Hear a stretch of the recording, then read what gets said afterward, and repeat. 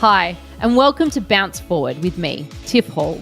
I'd like to acknowledge the traditional custodians of the land on which I'm recording this podcast, the Wurundjeri people of the Kulin Nation. I pay my respects to elders past and present. Chantel wrote into the podcast and she had such a great question.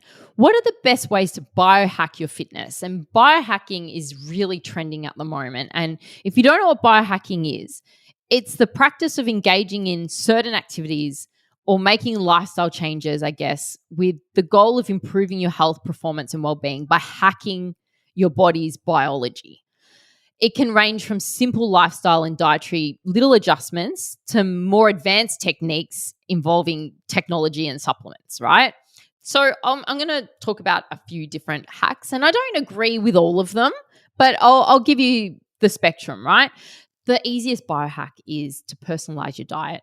Tailor your diet based on your genetic makeup, your microbiome, or your personal health goals. And this can involve just eating more whole foods, reducing sugar intake, optimizing nutrient intake. But some people will find, their genetic makeup and have blood tests and eat according to their blood type or something like that. So nutrition plays a huge role in biohacking.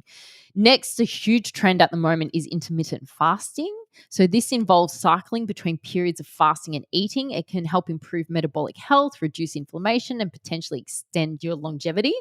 But studies have found that intermittent fasting can trigger pancreas regeneration, which in effect improves blood sugar levels and reverses the symptoms of diabetes. And the University of Adelaide also conducted a study which found that a fasting diet, which focuses on eating early in the day, could be the key in reducing the risk of developing type 2 diabetes. So intermittent fasting, look, it can have its place. It can be successful. It does have definitely scientific benefits, but long-term, sustaining that over a very long period of your life may be a little bit difficult. Another way to biohack is cold plunge, which I've gone through in detail before. Getting into a cold water that's like 1 to 2 degrees to reduce inflammation, activate the immune system, elevate your metabolic rate, improve your sleep quality, and help your mental clarity. That's like a really great way to biohack. And same way in saunas. Saunas are great too. I'm really lucky to have a sauna at home, and I love hopping in the sauna because the infrared really helps with detoxification. It decreases your blood pressure, leading to benefits for cardiovascular health and longevity. And the best results I suggest is like a 30-minute sauna 2 to 3 times a week. So that's an easy way to biohack as well. I've gone through this before on the podcast, but a really great way to biohack is sleep hygiene.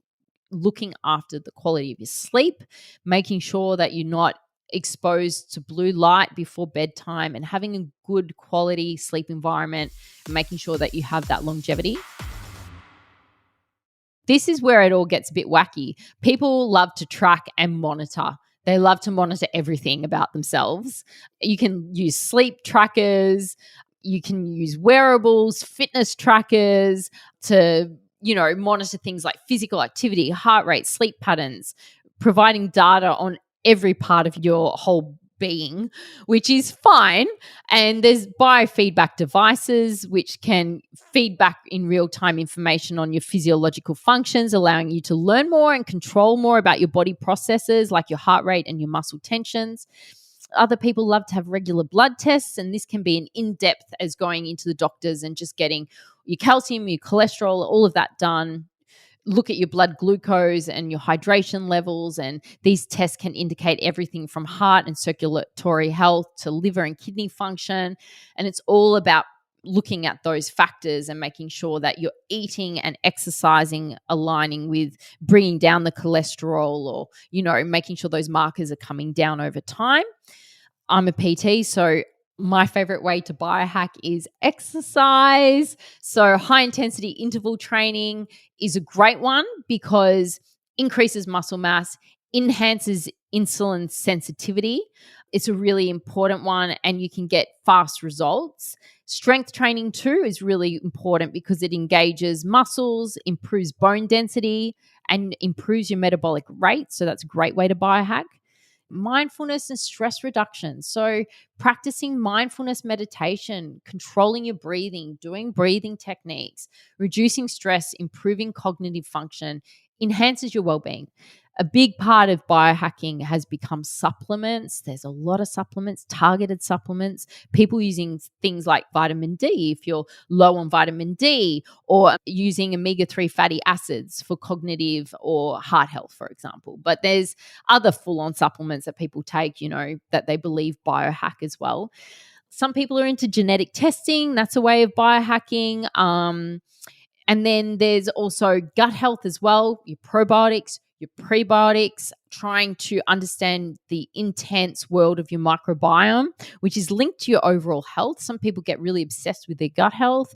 And then I think a really great way to biohack, and something we don't talk about a lot, is community, is positive thinking, social connections, building strong community engagement, social connections that improve your emotional well-being. Because biohacking often focuses on the physical, but I'm also wanting to focus on the emotional and the psychological. So that mindfulness meditation, that community and mindset, cultivating a positive mindset and gratitude practices to enhance mental health and resilience is also really important to me. So biohacking is highly individual. What works for one person won't work for you, but it's important to approach it, I think, with caution, especially when you're wanting to do drastic lifestyle changes like maybe supplements or intermittent fasting. Consult with your healthcare professional maybe before implementing supplements, especially if you're on medication. You really want to talk to your doctor and make sure that these changes are right for you. But, exercise, good sleep, nutrition, gratitude practices. I mean, these are the 1%ers that all add up to really having good well-being, and you're hacking every day without even realizing it.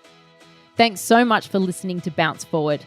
I love having your company, so please DM me on Instagram at tiffhall_xo and let me know what topics you'd love me to cover.